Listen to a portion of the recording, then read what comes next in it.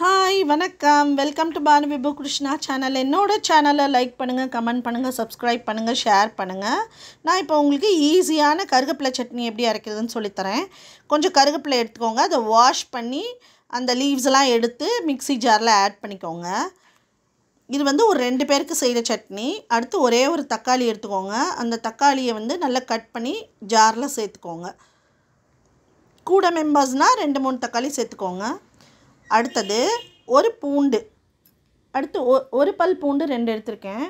இது ஒரு பல் பூண்டுனால 2 சேர்த்தா போதும். அதே இது உங்ககிட்ட சாதா பூண்டு இருந்தால் ஒரு 10 பல் பூண்டு எடுத்து அதை உரித்து போட்டுக்கோங்க. இது ஒரு பல் பூண்டுனால கொஞ்சம் போட்டாலே போதும். இதில் நிறைய மருத்துவ குணம் இருக்குது. இந்த 2 பூண்டையும் போட்டுக்கிறேன், மிக்ஸி ஜாரில் ஆட் பண்ணிக்கிறேன். ஆட் பண்ணிவிட்டு இதை ஒரு நல்ல ஃபைன் பேஸ்ட்டாக இப்போ அரைக்க போகிறோம். அரைச்சிட்டோம். நல்லா ஃபைன் பேஸ்ட்டாக அரைச்ச பின்னாடி ஒரு கடாய் வச்சு அதில் ஒரு குழிக்கரண்டி நல்லெண்ணெய் சேர்த்துக்கோங்க. நல்லெண்ணெய் ஹீட் ஆன பிறகு ஒரு 1/2 டீஸ்பூன் பெருங்காய பொடி சேர்த்துக்கோங்க. சேர்த்துட்டு இந்த அரைச்ச பேஸ்ட்டை அதில் போட்டுக்கணும். போட்டுட்டு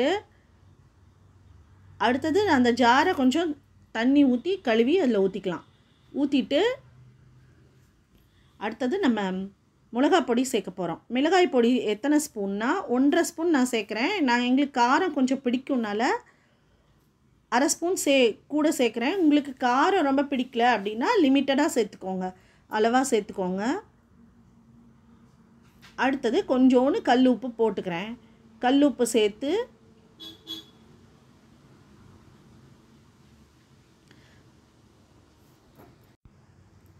கல்லுப்பு சேர்த்த பின்னாடி ஏதோ ஒரு 5 மினிட்ஸ் மூடி வச்சிங்கன்னா எண்ணெய் பிரிஞ்சு வந்துடும். இந்த சட்னி சப்பாத்தி, தோசை, இட்லி எல்லாத்தோடையும் வச்சு சாப்பிட ரொம்ப டேஸ்டியாக இருக்கும். இதை மூடி வச்சிங்கன்னா எண்ணெய் பிரிஞ்சு வந்துடும். தனியாக பிரிஞ்சு கொஞ்சம் கெட்டியாயிரும் இந்த சட்னி. அவ்வளோதான்.